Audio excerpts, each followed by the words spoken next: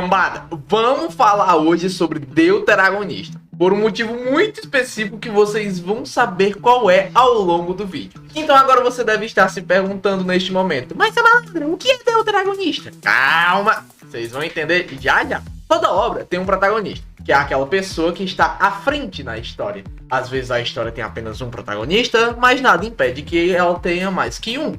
E normalmente existe um papel tão importante quanto o do protagonista. E esse, meus caros, é o deuteragonista, que pode ser visto como um segundo personagem mais importante de uma história. Normalmente o deuteragonista é sempre mostrado em uma história como um amigo do protagonista ou alguém que vai estar sempre acompanhando o herói em sua jornada. É bastante comum que os deuteragonistas de uma obra tenham arcos relacionados e interligados com os do protagonista, onde normalmente um é usado para ajudar no desenvolvimento do outro e eles vão crescendo conforme a trama vai sendo contada, o que torna a jornada mais divertida de ser vista. Por quê? Porque normalmente a relação entre o protagonista e o deuteragonista em uma história sempre cria uma dinâmica bem mais convincente e interessante. Pensa na seguinte questão: personagem A e personagem B estão vivendo suas vidas separadamente, até que por algum motivo um entra na vida do outro e os dois acabam vivendo aventuras e formando um laço durante essa mesma aventura. Conforme as aventuras vão acontecendo, os dois personagens vão sendo confrontados por situações das mais diversas possíveis. Situações essas que fazem a visão de cada um dos personagens ser mostrada e possivelmente modificada ou aprofundada. Era um exemplo prático. Beleza, vamos lá.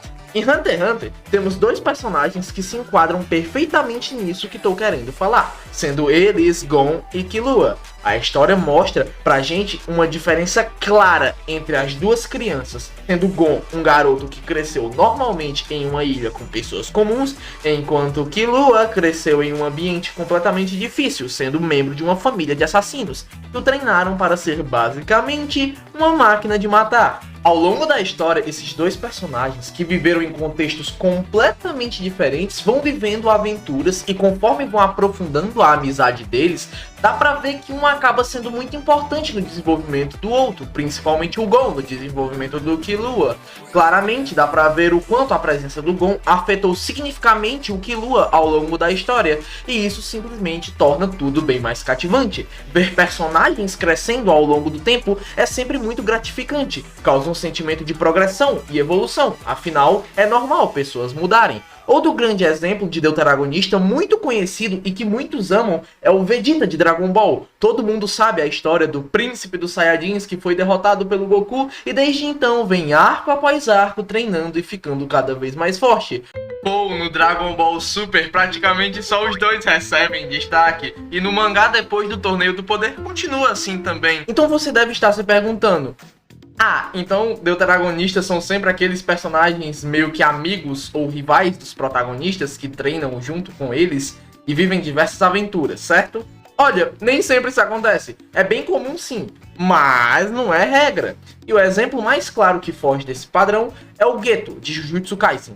No arco do passado do Gojo, vemos que o Suguru Geto é o deuteragonista naquele momento da história, mas como todos já devem saber, os incidentes que acontecem durante aquele arco, dia após dia, levam o Geto a ser tão psicologicamente abalado que ao final do arco o Geto muda seus ideais e passa a ser um antagonista dali em diante. E esse personagem foi o motivo pelo qual me deu uma mega vontade de falar sobre esse tema.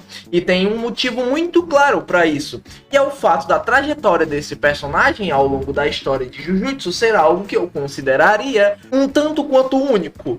Ver esse personagem junto com o Gojo, os dois vivendo aventuras e sendo o parceiro um do outro, e depois disso ver que essa pessoa que era importante para a vida do Gojo virou um vilão naquele universo, torna a experiência de ver essa história deles bem mais interessante.